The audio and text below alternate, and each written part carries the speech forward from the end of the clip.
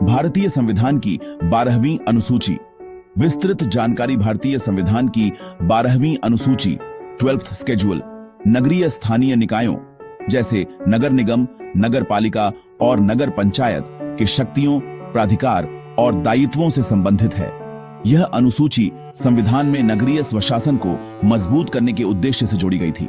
इसे संविधान 76वें संशोधन अधिनियम 1992 द्वारा अनुच्छेद 243 के तहत अंतर्भुक्त किया गया, जो 1 जून 1993 से प्रभावी हुआ। bharatdiscovery.org यह संशोधन भाग I से अनुच्छेद 243p से 233g को जोड़ता है, जो नगरीय स्थानीय निकायों की संरचना, चुनाव, वित्तीय संसाधन और कार्यों को विनियमित करता है।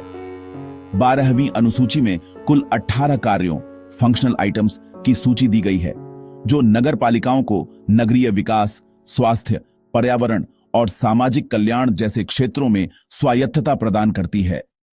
ये कार्य राज्य सरकारों द्वारा नगर पालिकाओं को हस्तांतरित किए जा सकते हैं, लेकिन वास्तविक कार्यान्वयन राज्य कानूनों पर निर्भर करता है।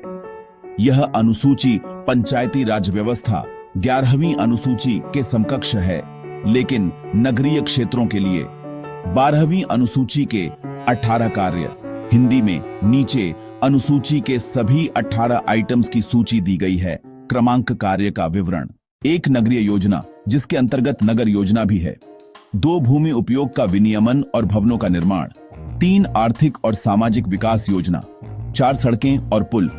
5 घरेलू, औद्योगिक और वाणिज्यिक प्रयोजनों के लिए जल प्रदाय। 6 लोक स्वास्थ्य, स्वच्छता, सफाई और कूड़ा करकट प्रबंध। 7 अग्रिशमन सेवाएं। 8 नगरीय वानिकी, पर्यावरण का संरक्षण और पारिस्थितिकी आयामों की अभिवृद्धि। 9 समाज के दुर्बल वर्गों के, जिनके अंतर्गत विकलांग और मानसिक रूप से मंद व्यक्ति भी हैं, हितों की रक्षा। 10 गंदी बस्ती सुधार और प्रोन्नयन। 11 नगरीय निर्धनता उन्मूलन। 12 नगरीय सुख सुविधाओं जैसे पार्क, उद्यान, खेल के मैदानों की व्यवस्था। 13 सांस्कृतिक, शैक्षणिक और सौंदर्यपरक आयामों की अभिवृद्धि। 14 शवगाड़ना और कब्रिस्तान, शवदाह और श्मशान और विद्युत शवदाह गृह। 15 कांजी हाउस, पशुओं के प्रति क्रूरता का निवारण।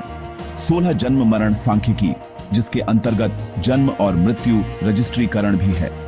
17 सार्वजनिक सुख सुविधाएं, जिनके अंतर्गत सड़कों पर प्रकाश, पार्किंग स्थल, बस स्टॉप और जन सुविधाएं भी हैं। 18 वधशालाओं और चर्म शोधनशालाओं का विनियमन। महत्व और प्रभाव। उद्देश्य।